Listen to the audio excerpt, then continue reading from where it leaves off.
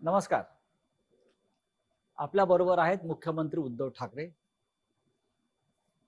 आपण त्यांच्याशी राज्य, देश, विश्व अनेक विषयांवर खास करून कोरोना संदर्भात जी स्थिती निर्माण झाली आहे त्याच्यावरती आपण त्यांच्याशी चर्चा करतोय.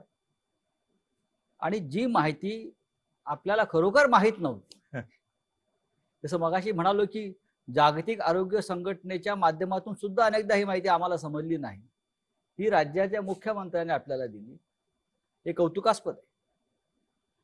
आपण परत चर्चेला सुरुवात करू. उद्धवजी, जसं आपण मगाशी किंवा आधीच्या भागात सांगितलं की राज्याची अर्थव्यवस्था ही तितकीशी चांगली नाही. पण हे अर्थव्यवस्थेचं संकट जे आहे हे फक्त आपल्या राज्यापुरतं नाहीये, हे देशावरचं संकट आहे, जगावरती आणि प्रामुख्यानं जगावरचं. अनेक देश तर असे आहेत की तिथे भूकबळी उपासमार होईल अशा प्रकारची अर्थव्यवस्था तिकडे निर्माण झालेली आहे. तरीही महाराष्ट्र एक असं राज्य आहे हे आर्थिकदृष्ट्या, औद्योगिकदृष्ट्या देशात सतत पहिल्या क्रमांकावर राहिलं. कोट्यावधी लोकांना देशातला रोजगार देणारे हे राज्य आहे. जर ह्या राज्याचीच अर्थव्यवस्था अशा प्रकारे डळमळीत झाली तर देश डळमळीत होईल. मी एक सांगतो तुम्हाला, दोन महत्वाचे मुद्दे आहेत. मगाशी ज्याचा मी उल्लेख केला की माननीय पंतप्रधान मध्ये मध्ये व्हिडिओ कॉन्फरन्सिंगच्या माध्यमातून देशातल्या सर्व मुख्यमंत्र्यांशी संवाद साधतात. त्यातल्या पहिल्या किंवा दुसऱ्या संवादात त्यांनी सांगितलं होतं की तुम्ही कोणीही अशी एखादी योजना जाहीर करू नका की जिच्यामुळे भविष्यात आपल्याला अडचण निर्माण होईल. सवंग लोकप्रियतेच्या अट्टहासापायी उगाच काहीतरी सूट हे दिलं ते दिलं असं जाहीर करू नका, कारण जशी तुमची परिस्थिती आहे तशीच आमची पण आहे, म्हणजे केंद्राची पण आहे. हे सत्यच आहे की जागतिक अडचण आहे. पण ह्या सर्व काळामध्ये मी जे तुम्हाला सांगितलं की आपण सर्व मिळून प्रयत्न तर करतो आहोत. गेल्या महिन्यामध्ये विविध म्हणजे जागतिक दर्जाच्या ज्या काही मोठ्या कंपन्या आहेत त्यांच्यासोबत आपण एमओयू जे काही सह्या केलेल्या आहेत त्याच्यात किमान 16,000 कोटीची गुंतवणूक ही महाराष्ट्रामध्ये येते. म्हणजे ह्या सगळं रिव्हर्स गिअर टाकलं गेलेलं आहे आणि त्या रिव्हर्स गिअरमध्ये ही गुंतवणूक आपल्याकडे येते. तर असं काही नाही की सगळं काही संपलेलं आहे किंवा सगळं काही संपणार आहे. हा काळ आहे, हा आणीबाणीचा आहे, अटीतटीचा आहे, तो काढणं आपल्याला फार गरजेचं आहे. त्याच्यात एकमेकांना सावरणं हे फार महत्वाचं आहे. उद्योगधंदे हे पुन्हा सुरू होणार आहेत आणि काही ठिकाणी तर आपण 50,000च्या आसपास तर राज्यामध्ये सुरू झालेले आहेत. विशेषतः आपण मुंबई आणि पुणे हा जो काही पट्टा आहे हा दाट लोकवस्तीचा असल्यामुळे इथे याचा प्रादुर्भाव हा मोठा आहे. याचं कारण लोकवस्ती आहे आणि लोकवस्ती आहे म्हणून प्रादुर्भाव आहे. इथे हा महत्वाचा औद्योगिक बेल्ट असल्यामुळे इथे थोडं आपण बंद किंवा लॉकडाऊन हा पाळतो आहोत. पण इतरत्र महाराष्ट्रात हा जेव्हा रेड, ऑरेंज आणि ग्रीन झोन अशी वर्गवारी होती त्यावेळेलाच आपण म्हणजे किमान मे महिन्याच्या मध्यावर किंवा शेवटाला असेल ऑरेंज म्हणजे तेव्हा काय होतं की एखाद्या जिल्ह्यात ठराविक भागातच केसेस आहेत, बाकी मोकळे आहे, तर आपण तिकडे त्यांना मुभा दिली. ग्रीन झोन मध्ये तर काहीच हरकत नाही, तिकडे उद्योगधंदे सुरू झालेले आहेत. आपण जशी आपली सरकारची कामं आहेत, रस्त्याची असतील, धरणाची असतील, कोस्टल रोडचं असेल, ग्रामीण भागात काय असेल, त्याच्यानंतर कापूस खरेदी असेल, दूध सुद्धा असेल, दुधासाठी सुद्धा आपण दूध खरेदी 31 तारखेपर्यंत करतो आहोत. मक्याची आहे, सगळ्याची आहे. ज्यांचं बियाणं बोगस निघालं त्यांना आपण नुकसान भरपाई मिळवून देतो आहोत. हे सगळं आपण करतोय. ह्याच्यात एक महत्वाचा मुद्दा असा म्हणजे आपण हातावर हात ठेवून गप्प नाही बसलेलो. साधारणतः 16,000 कोटीचे एमओयूज हे आपल्या राज्याने सह्या केलेले आहेत आणि एमओयू म्हटल्यानंतर ही प्राथमिक अवस्था असते. त्याच्यानंतर पुढची बोलणी आता सुरू आहेत आणि त्याही पलीकडे जाऊन आणखीन काही हजार कोटीचे एमओयू म्हणजे नवीन गुंतवणूक, नवीन पूर्णपणे. किती विश्वास ठेवतात? अं, कारण या नाही, आधीच्या सरकारनं सुद्धा सांगतो उद्योग मंत्री आपलेच होते, सांगतो काही हजार कोटीचे एमओयू केले होते, पण त्यातली इन्व्हेस्टमेंट काही इथे आली नाही केली. ह्याचं कारण का की तुमचा उद्योग मंत्री एकटा असून चालत नाही, तुमचं सरकार. आणि त्या काळात जो मगाशी तुम्ही उल्लेख केला की हे सगळं चालू असताना नोटबंदी आली, अनिश्चितता, धोरणांची अनिश्चितता असेल तर गुंतवणूक येणार नाही. आता आपल्या राज्यामध्ये मी राज्यापुरतं म्हणेन की अनिश्चितता नाही. आपण अनेक काही गोष्टी, सोयी सुविधा ह्या केवळ सगळं काही आपलं गहाण टाकून करतोय अशातला भाग नाही. पण ज्या काही गोष्टी आपण करू शकतो आहोत, मग जमिनीसाठी सुद्धा त्याच्यामध्ये काही नियमांची एक सोपीकरण असेल, इज ऑफ डुईंग बिझनेस ज्याला म्हणतो, ह्या सगळ्या गोष्टी आपण आणतो आहोत आता. आणि हे बघितल्यानंतर मला पूर्ण विश्वास आहे की हे एमओयू केले ते पूर्ण अंमलात आणून देण्याची जबाबदारी ही सरकारची आहे. आणि सरकारने जे वातावरण तयार केलेले आणि करत आहे, जो विश्वास एक लागतो, त्यातून ही गुंतवणूक येईल नक्की. ही गुंतवणूक येत असताना साहजिकच आहे, मग आधी असलेले उद्योगधंदे आहेत त्यांना तर आपण गो अहेड दिलेलं आहे, ते काम चालू करतायत. जिथे जिथे लॉकडाऊन नाही तिकडे दुर्दैवाने किंवा नाईलाजाने जिथे पुन्हा अशी परिस्थिती निर्माण होते तिकडे मात्र पुन्हा आपल्याला बंद करण्याखेरीज तात्पुरता पर्याय नाहीये. तर असं समजण्याचं कारण नाही की सगळं काही संपलंय. मी तसं- अजिबात निराशावादी नाही. नाही, मी नाही, स्वतः निराशावादी आपण नाही असू आणि शकत मी नाही. निराशावादी कोणाला होऊ देणार नाही. नाही, आपल्या नेतृत्वाखाली सकारात्मक कार्य चाललेलं आहे, राज्याला ऊर्जा मिळते आहे, या सगळ्या गोष्टी लोकांनी स्वीकारलेल्या आहेत. बघा, पण एक शब्द आधीच्या आहे, सरकारने एक शब्द आहे संयम. संयम, आणि या जो आपल्या बाबतीत काय वापरला जातो. सांगतो आता या शब्दाची सुद्धा गंमत आहे. एखादं अक्षर म्हणजे शिवसेना प्रमुख म्हणायचे की अक्षर जुळून शब्द बनतो आणि त्या शब्दाचे मंत्र होतात. आता शब्दाची ओवी पण होते आणि शब्दाची शिवी पण होते. हो, आता जसं संयम आहे, या संयमातला स काढला तर का होईल?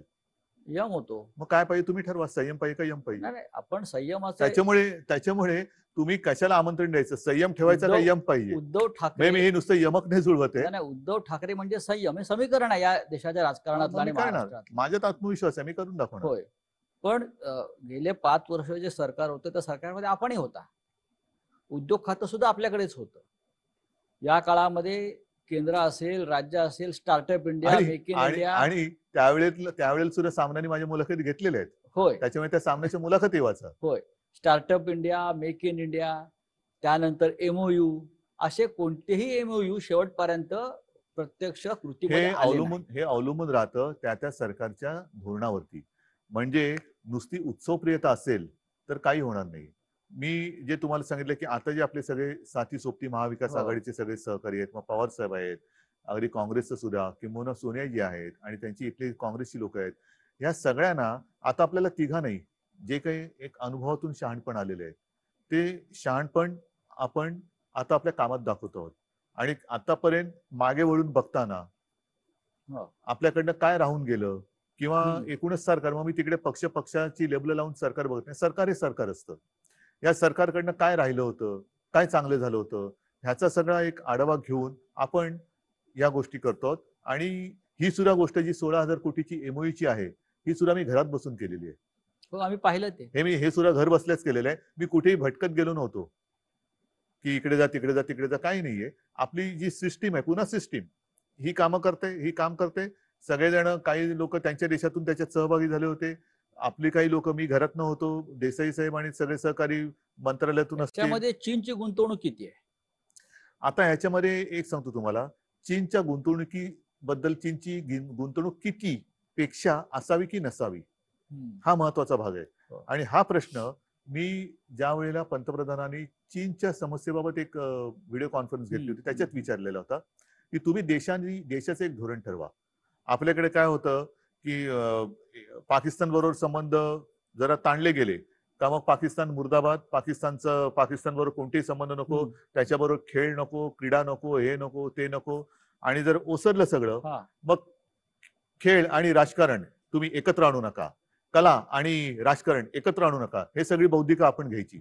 पण ताणलं जातं तेव्हा आपली भूमिका खबरदार जर टाच मारून यायची असते. मग तो खेळाडू पण नको, कलावंत पण नको, काही उद्योग नको. तसं चीनच्या बाबतीत तुम्ही एकदा ठरवा, वस्तू तर सोडाच, पण उद्योगधंदे आपण आणायचे की नाही आणायचे हे देशाचं धोरण असलं पाहिजे.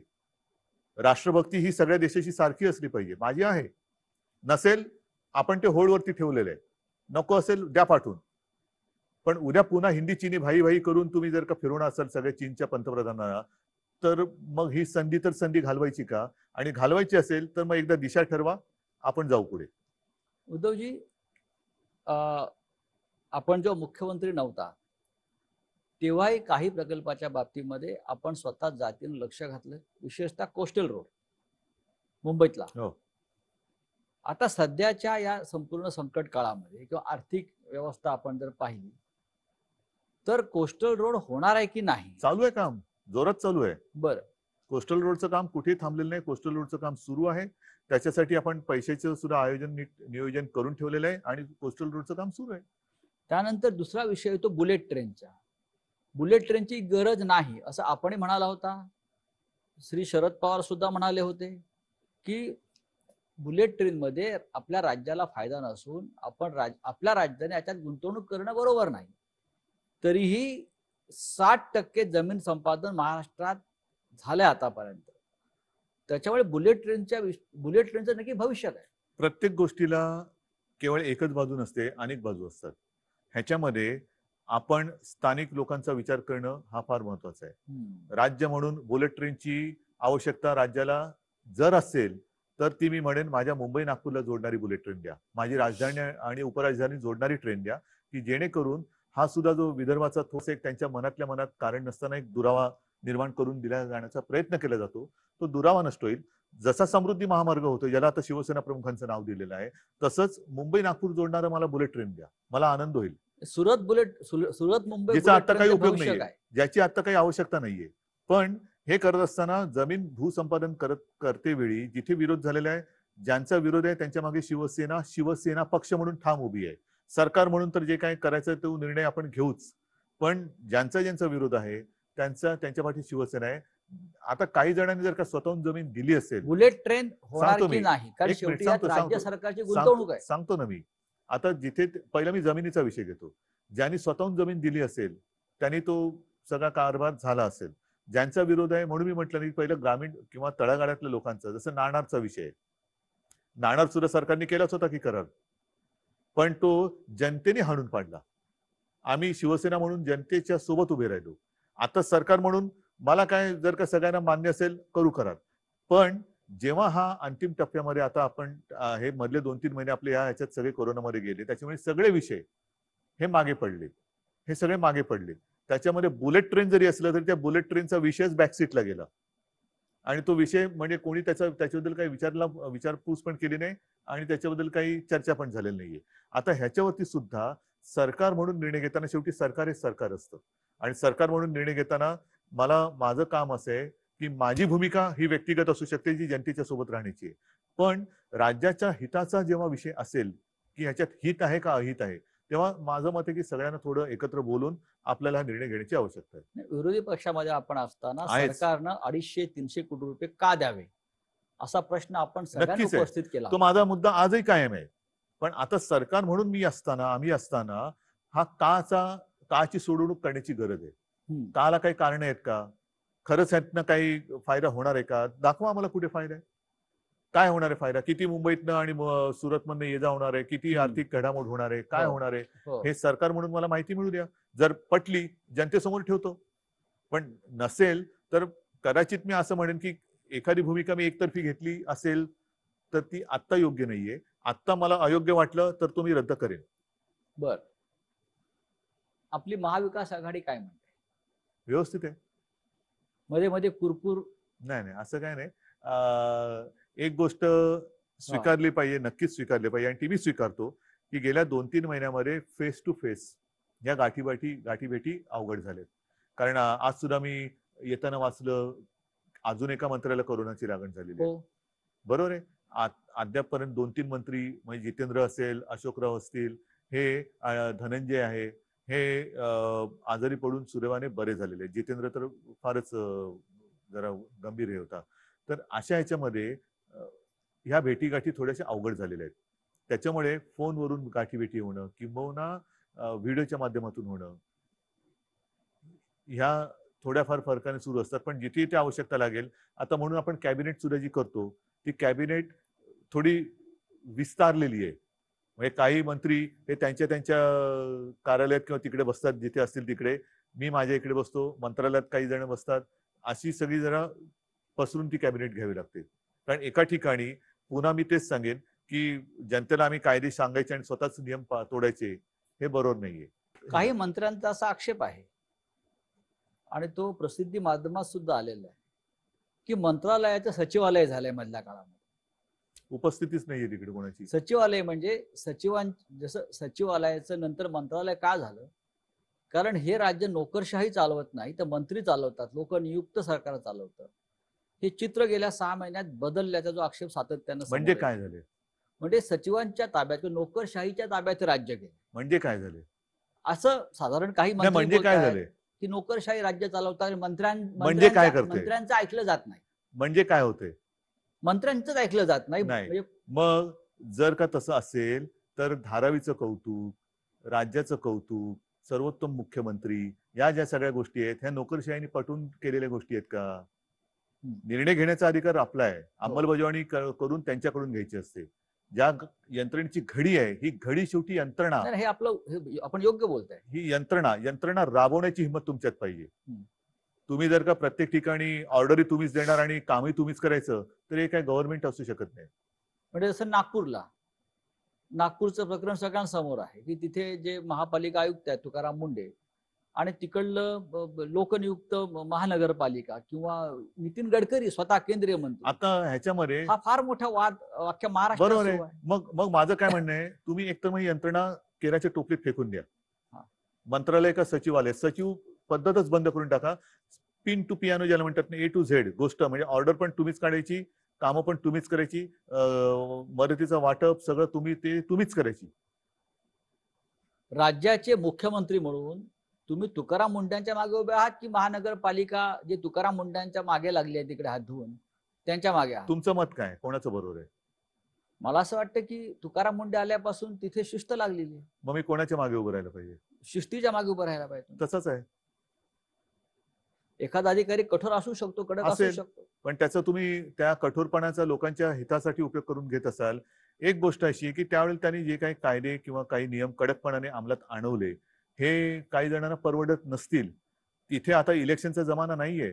आधी जर मतदार वाचले तर मतदान होणार आहे आणि त्याच्यात जर का तुकाराम मुंडेंनी एखादी गोष्ट कडकपणाने अंमलात आणली तर अशा अधिकाऱ्याच्या पाठी उभं राहायला पाहिजे. बर, आतताईपणा कोणीच करू नये.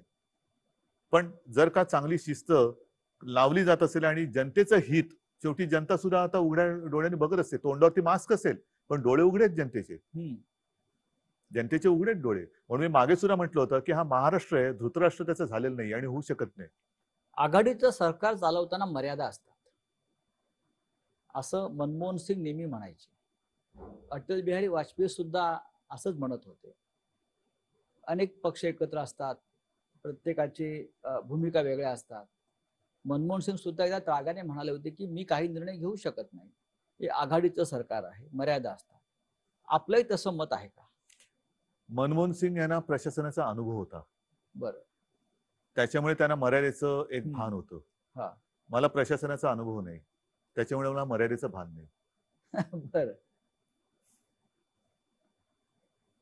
हे 3 चाकी सरकार आहे असं म्हणतात, रिक्षा असं विरोधी पक्ष म्हणतात. पण ते गरीबाचं ना, बुलेट ट्रेन का रिक्षा, मी रिक्षा गरीबाच्या मागे उभा राहील. ही 3 चाकी. हे माझी भूमिका काही बदलत नाही.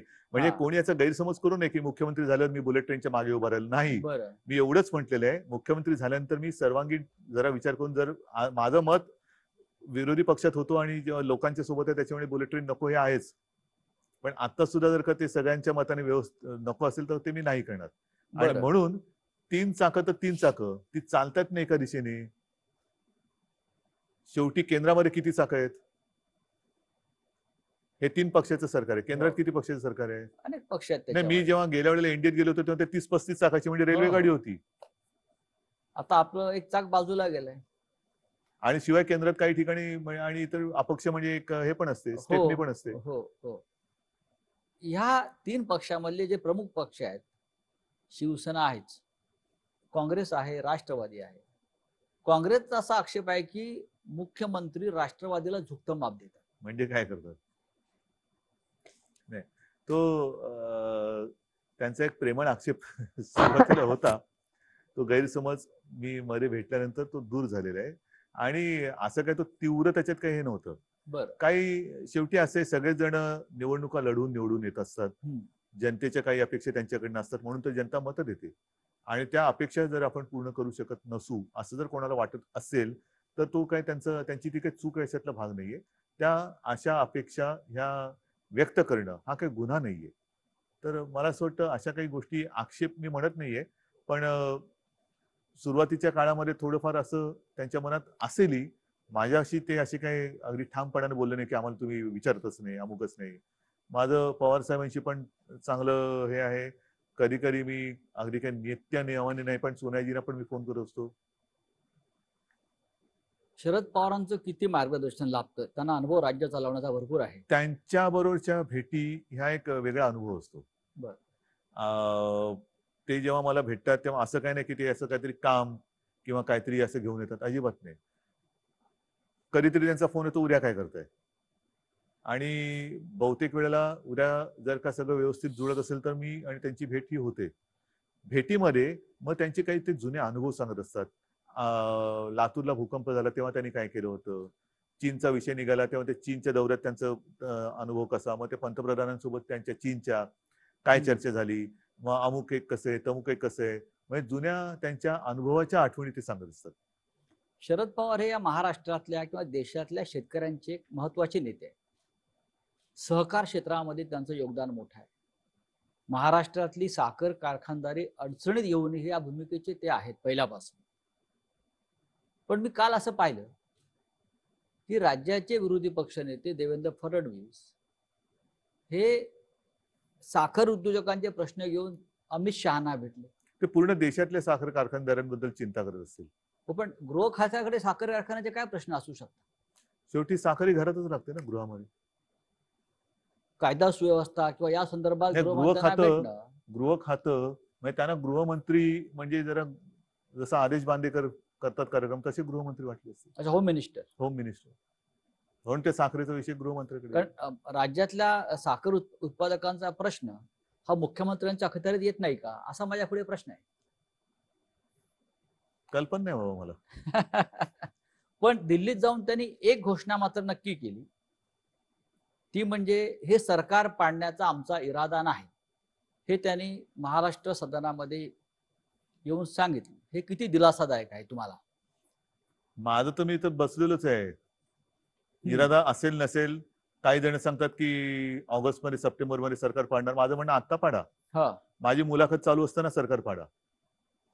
मी काय फेविकॉल लावून बसलेलो नाहीये. पाडायचं तर पाडा, जरूर पाडा.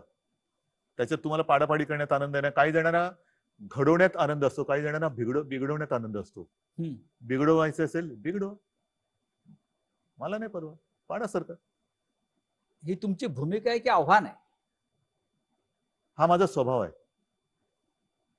बर, हा माझा स्वभाव आहे. कारण एक फार कष्टातून निर्माण झालेलं सरकार आहे. हे सरकार उत्तम प्रकारे चाललंय. हे सरकार लोकप्रिय आहे. हे सरकार टिकायला पाहिजे असे या जनतेची भावना आहे किंवा देशातल्या जनतेची भावना आहे. या सरकारचं भवितव्य विरोधी पक्ष नेत्यावरती अवलंबून नाही. म्हणून मी म्हणतोय की पाडायचं असेल जरूर पाडा. बर, आत्ता पाडा. आता मध्य प्रदेश काँग्रेसचं सरकार पाडलं. राजस्थानमध्ये पाडण्याचा प्रयत्न झाला पण तिकडे कदाचित कोरोनाची स्थिती वाईट नसावी किंवा कोरोना साथ तिकडे पोहोचलेली नसावी. बरं, कारण इथल्या कोरोनाच्या परिस्थितीबद्दल गृहमंत्र्यांकडे किंवा दिल्लीत जाऊन विरोधी पक्ष नेत्यांनी तक्रार केली तर ही साथ जी जगात पसरली ती फक्त महाराष्ट्रामध्ये असेल, मध्य प्रदेशात नसेल, आता राजस्थानात नसेल. आता नंबर महाराष्ट्राचा असं ठामपणे म्हणतात. पाडा. दुसरा प्रश्न एक गंभीर या निमित्तानं आला. राजस्थानचं सरकार पाडण्याच्या हालचाली सुरू असताना काँग्रेसचे फुटणारे नेते, बंडखोर आणि भाजपचे काही नेते यांच्यामध्ये पैशाच्या देवाणघेवाणी संदर्भातल्या काही टेप समोर आल्या. फोन टॅपिंग हे बेकायदेशीर आहे. तरीही पैशाची ताकद लावून सरकार पाडणं हे काम सुरू आहे. दुसरं करू काय शकतात? लोकशाही आहे ना ही त्यांची. बरं, ही त्यांची लोकशाही. म्हणजे इथलं सरकार हे लोकशाही विरोधी आहे आणि तिथे आणणारं सरकार पैसे देऊन फोडून जर का ते करत असतील तर ते लोकशाहीला धरून आहे. ही लोकशाहीची व्याख्या, ही लोकशाहीची थट्टा हीच शिवसेना प्रमुखांना मान्य नव्हती आणि म्हणून ते म्हणायचे की ही तुमची असली दळबद्री लोकशाही ही असली, ही मला मान्य नाही. त्याच्यावरनं काय झालं? शिवसेना प्रमुखांना लोकशाही मान्य नाही. ही लोकशाही अशी तुम्ही लोकशाही मानता? हा जो पैशाचा वापर राजकारणामध्ये जो वाढतो याच्याविषयी आपलं काय मत आहे? बाळासाहेब ते नेहमी ह्याच्यावरती प्रखर प्रहार करायचे. आपण आज राज्याच्या पहिला क्रमांकाच्या सत्तेच्या खुर्चीवर बसलेला आहात. आपण जेव्हा हे पाहता मुख्यमंत्री म्हणून नाही, हे सगळं घृणास्पद आहे. हे सगळं घृणास्पद आहे. म्हणजे इकडे हे जर का सत्य असेल आणि ते असत्य असण्याची शक्यता कदाचित कमी असेल, देव जाणे काय, तर पैशाचा वापर असा केला तर तो गुन्हा होत नाही. पण जर का तुमच्या कोणी विरोधात असेल तर त्याच्या मागे तुम्ही ससेमिरा लावता चौकशांचा. सगळे दिवस काही सारखे नसतात, दिवस बदलत असतात. आपण ऑपरेशन आपण म्हणतो ना, हे दिवस जातील, हो. सगळेच दिवस जात असतात. म्हणजे नवीन ऑपरेशन दिवस येतील. ऑपरेशन लोटस महाराष्ट्रात सक्सेस होणार नाही, यशस्वी होणार नाही. करून बघा ना. मी काय भाकीत थोडीच करू. बर, करून बघा. राष्ट्र फोडताय फोडा. राष्ट्रीय एक महत्वाचा मुद्दा काय आहे, हा. असं कोणताही एक विरोधी पक्षातला नेता दाखवा जो दुसऱ्या पक्षात जाऊन सर्वोच्च पदावर गेला, मुख्यमंत्री किंवा पंतप्रधान झाले. मग तुम्हाला तुमच्या पक्षात असं काय मिळत नाहीये की जे तुम्ही दुसऱ्या पक्षात जाताय. आणि अशा कित्येक आता अशी उदाहरणं आहेत की अशी ज्या वेळेला फोडाफोडी होते तेव्हा वापरा आणि फेकून द्या ही नीती सर्वांनी वापरलेली. हे आपल्याकडचं राजकारण आहे.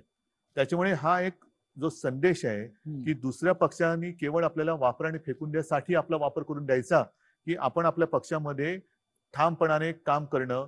ठीक आहे, कदाचित एखादी व्यक्ती किंवा एखादा नेता हा आपल्या पक्षामध्ये आपल्यावरती अन्याय करू शकत असेल किंवा करत असेल, पण म्हणून तुम्ही त्या पक्षाचा त्याग करून दुसऱ्याची पालखी वाहणं, शेवटी पालखीच वाहणारच ना, का पालखीत बसणार आहेत मिरवायला?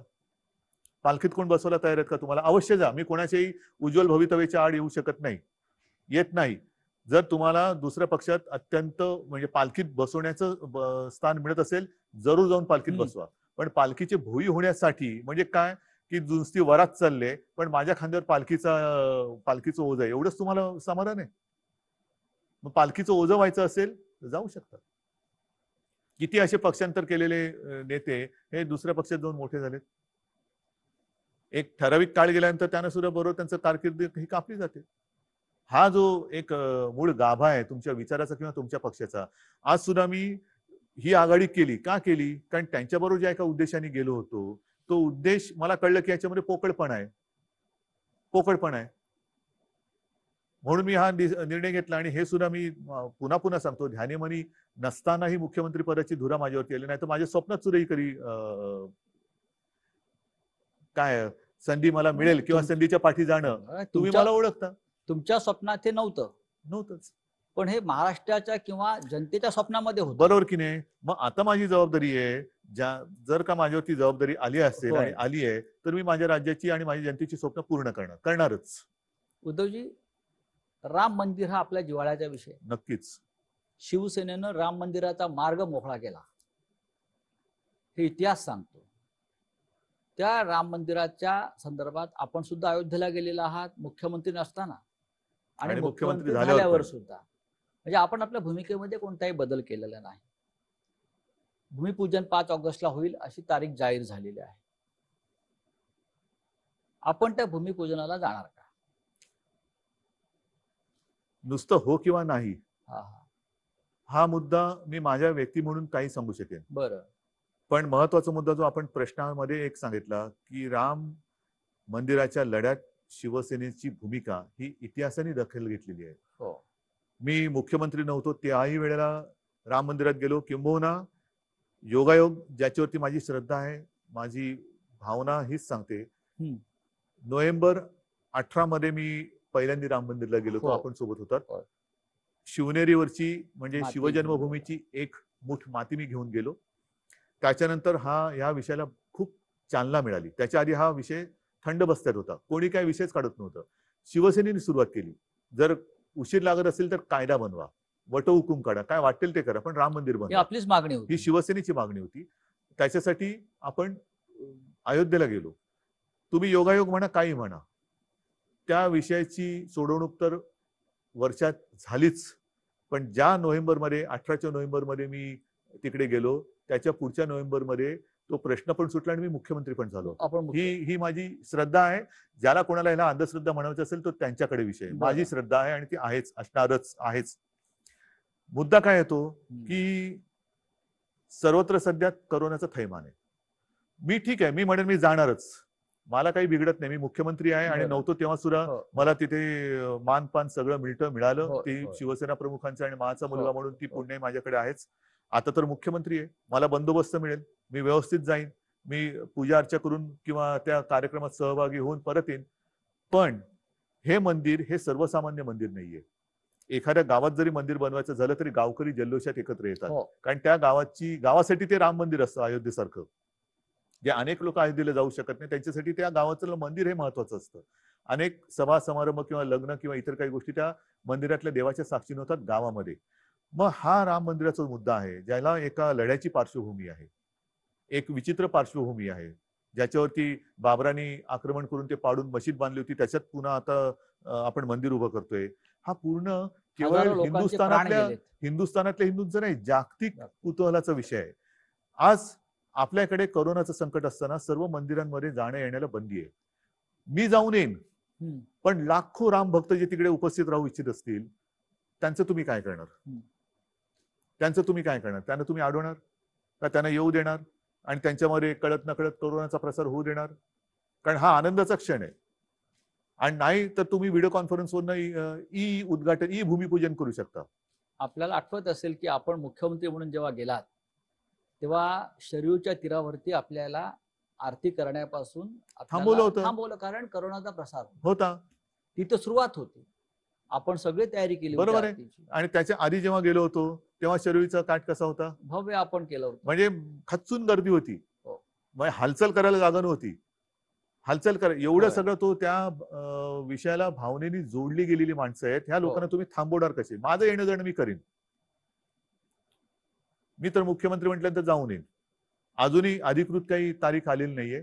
अधिकृत तारीख आलेली नसली तरी अधिकृत कार्यक्रम कसा असेल कल्पना नाहीये. आल्यानंतर तो कार्यक्रम आल्यानंतर आपण ते ठरवू. पण लाखो लोकांची जी भावना आहे की तिकडे उपस्थित राहावं, त्यांना तुम्ही कसं अडवणार? कारण तिकडे तो शरयूचा काठच महत्वाचा आहे. ज्यावेळेला हे सगळं चाललं होतं तेव्हा शरयू सुद्धा लाल झाली होती राम भक्ताच्या रक्ताने. अशा लाखो लोकांच्या, करोडो लोकांच्या भावना त्याच्याशी निगडीत आहेत. आजही तुम्ही त्या विषयाशी भावनेनं बांधलेला आहेच. कारण मला स्वतःला, मी 2 ते 3 वेळा अयोध्येला गेलो, पण तुम्हाला मी मनापासून सांगतो, मी अंधश्रद्धाळू नाही. माझे आजोबा, माझे वडील, आजोबांची मतं ही मला चांगली माहिती आहेत. आजोबा माझे नास्तिक नव्हते, त्यांची देवावरती श्रद्धा ही होतीच, पण ते त्याचबरोबरीने माझे वडील पण अंधश्रद्धाळू नव्हते. अंधश्रद्धा वेगळी आहे, नास्तिकपणा वेगळा आहे आणि आस्तिकपणा वेगळा आहे, श्रद्धा वेगळी आहे. श्रद्धा आणि अंधश्रद्धामध्ये एक पुसटची लाईन आहे, ती फार महत्वाची आहे. आणि त्या एका भावनेत मी सांगतो, मी ज्या वेळेला, मी आतापर्यंत मला वाटतं 3 वेळा आपण गेलो. 3 वेळा गेलो. तिन्ही वेळेला मी जेव्हा त्या राम मंदिराच्या समोर, राम मंदिर आता ते रामाचं हे काय आपण बघितलं, आता भव्य दिव्य ते होईल, पण तो जो एक गाभारा आहे त्याच्या समोर उभा राहिल्यानंतर मला जो काही एक अनुभव आला, तो अनुभव मला आला, इतरांना आला असेलच, मी नाही म्हणत नाहीये. त्याच्यामुळे ह्याच्याबद्दल कोणी या विषयावरती माझ्याशी कोणी वाद घालू नये किंवा कोणी मला शिकवू नये. अनेक वर्ष आपण शिवसेनेचं काम करतो, आपण नेते आहेत, प्रमुख मार्गदर्शक आहात. शिवसेना प्रमुखाने आपल्याला एक वाट आखून दिल्या, त्या वाटेवर आपण जात आहोत.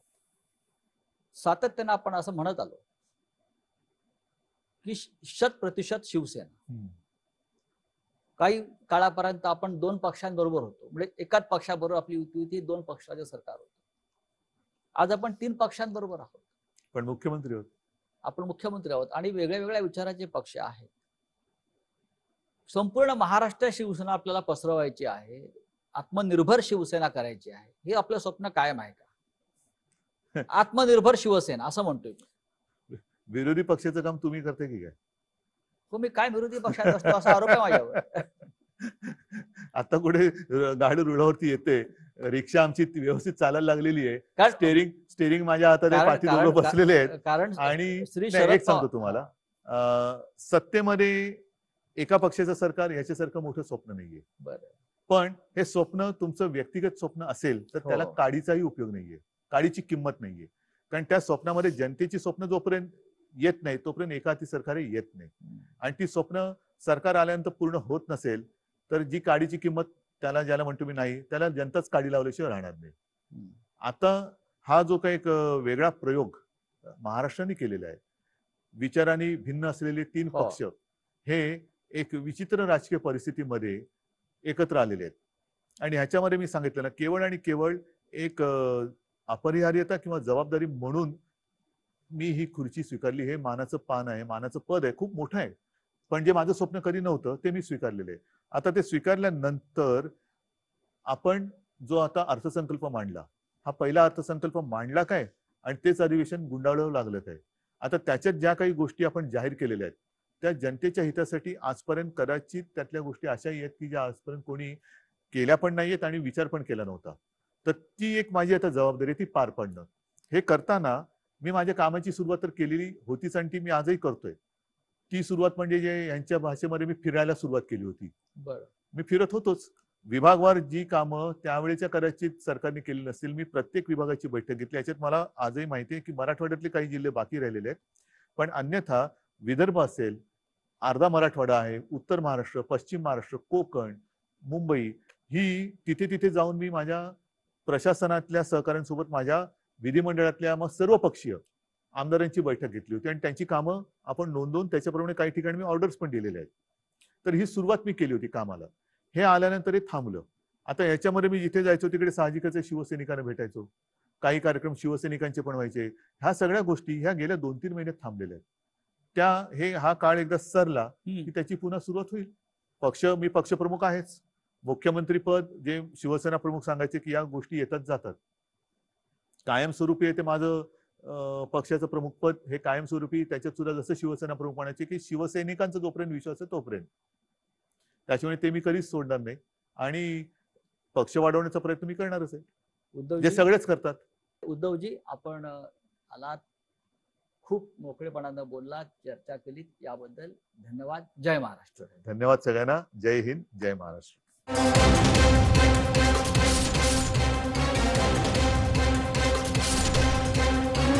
महाफास्ट 100 रोज रात्री 7:56 फक्त TV9 मराठीवर.